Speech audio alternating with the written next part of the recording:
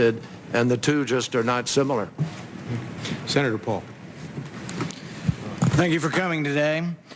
It's not often that I get to compliment the president. I can probably count the number of times maybe on one hand. But when I first heard that the president was going to come to Congress, boy, was I pleasantly surprised. I was proud that he was my president. I didn't vote for him, and I still am opposed to him quite a few times. But I was proud that he did this. And I was just about to stand on my feet and clap and give him a standing ovation. And then I heard, well, but if I lose the vote, I'll probably go ahead and do the bombing anyway. And so it does concern me. I want to be proud of the president, but every time I'm just about there, then I get worried that really he doesn't mean it, that he's going to sort of obey the Constitution if he wins. So I heard Secretary Kerry say, if we win, sure. But if we lose, what? I mean, make me proud today, Secretary Kerry. Stand up for us and say, you're going to obey the Constitution, and if we vote you down, which is unlikely, by the way, but if we do, you would go with what the people say through their Congress, and you wouldn't go forward with a war that your Congress votes against. Can you give me a better answer, Secretary Kerry? I can't give you a different answer than the one I gave you. I don't know what the president's decision is, but I will tell you this. It ought to make you proud because he still has the constitutional authority, and he would be in keeping with the Constitution.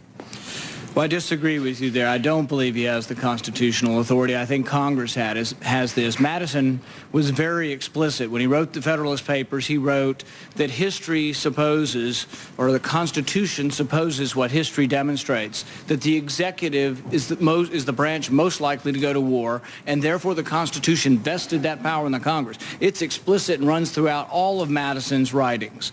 This power is a congressional power, and it is not an executive power. They didn't say big war, small war. They didn't say boots on the ground, not boots on the ground. They said declare war. Ask the people on the ships launching the missiles whether they're involved with war or not.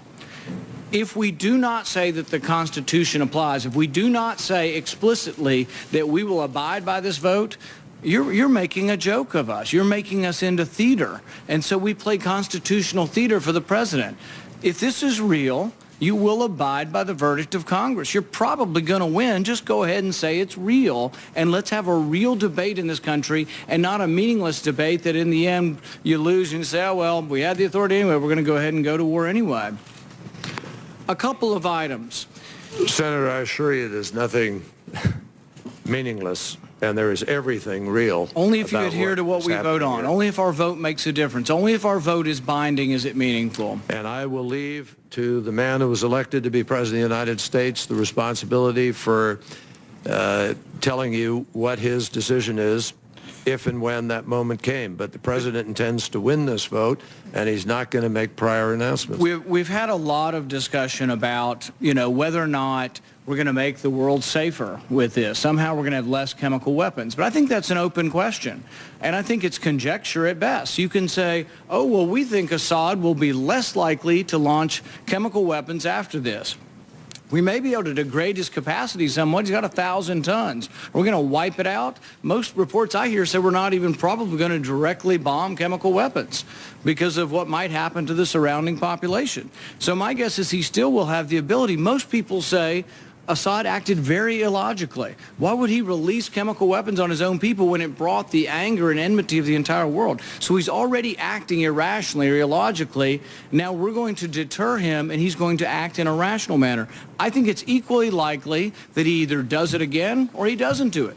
I don't think you can say for certain which is better. I don't know that we can say that by attacking them, he's not going to launch another chemical attack. Will the region, I got a few of them, then I'll stop. Will the region be more stable or less stable? We all say we want stability in the Middle East, and stability in the Middle East is a national interest for our country. Will it be more stable or less stable? I frankly think there are equal arguments on both sides of that.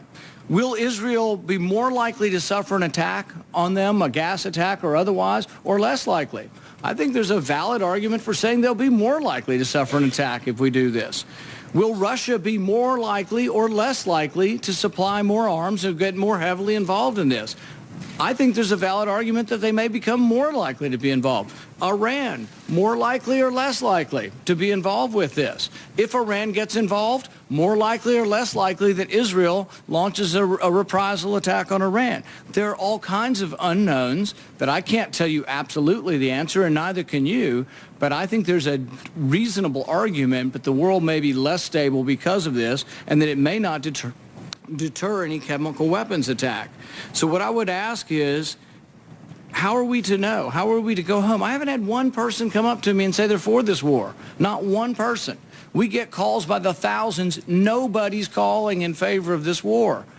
I didn't meet one. I was home all month. I went to 40 cities. I didn't have one person come up and say, do they all agree it's a horrendous thing? Yes, we all agree that chemical attack's a horrendous thing, but people are not excited about getting involved. They also don't think it's going to work. And they're skeptical of what will occur with this. But I'd appreciate your response and try to reassure the rest of us, one, that the vote is meaningful and valid, that you'd adhere to it, and also that you're convinced that all of these different items will be better, not worse, by this attack. Well, Senator, I'd be very happy to do that. Will Israel be more likely to suffer an attack, or will they be safer? Will they be less safe? I can make it crystal clear to you that Israel will be less safe unless the United States takes this action. Iran and Hezbollah are two of the three biggest allies of Assad. And Iran and Hezbollah are the two single biggest enemies of Israel.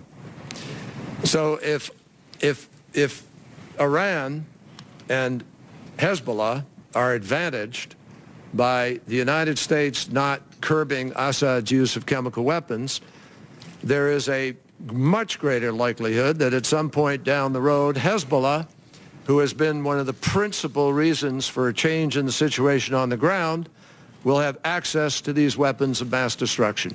And Israel will for certain be less secure. But I would also argue that it would be more likely that Hezbollah will attack because of this attack in response. And Israel feels quite confident of its ability to deal with Hezbollah if they were to do so.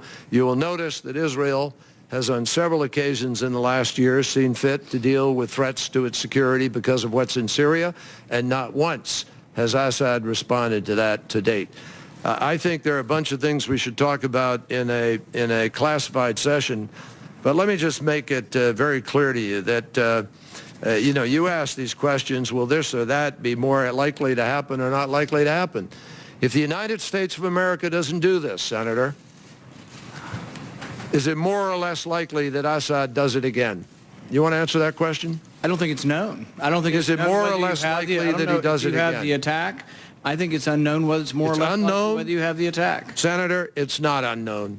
If the United States of America doesn't hold him accountable on this with our allies and friends, it's a guarantee Assad will do it again. A guarantee. And I urge you to go to the classified briefing and learn that. Secondly, let me just point out to you that with respect to this question of Americans wanting to go to war, you got three people here who have been to war. You got John McCain, who's been to war. There's not one of us who doesn't understand what going to war means, and we don't want to go to war. We don't believe we are going to war in the classic sense of taking American troops and America to war. The president is asking for the authority to do a limited action that will degrade the capacity of a tyrant who has been using chemical weapons to kill his own people. But I think by doing so, you announce... It's a limited. It's limited. By doing so, you announce in advance that your goal is not winning. But that's not... And I think the last 50 years of secretaries of defense would say, Senator, if your goal is not to win, asked, you shouldn't be involved. Do you want to go to war in Syria? Of course not. Everybody, 100% of Americans will say no. We say no. We don't want to go to war in Syria either. It's not what we're here to ask. The president is not asking you to go to war. He's not asking you to declare war. He's not asking you to send one American troop to war. He's simply saying we need to take an action that can degrade the capacity of a man who's been willing to kill his own people by breaking a nearly 100-year-old prohibition, and will we stand up and be counted to say we won't do that? That's not, I just don't consider that going to war in the classic sense of coming to Congress and asking for a declaration of war and training troops and sending people abroad and putting young Americans in harm's way. That's not what the president is asking for here. General, do you want to speak of that, all to that? No, not really, Secretary. Thank you for offering. I'd pull the rug out from under me.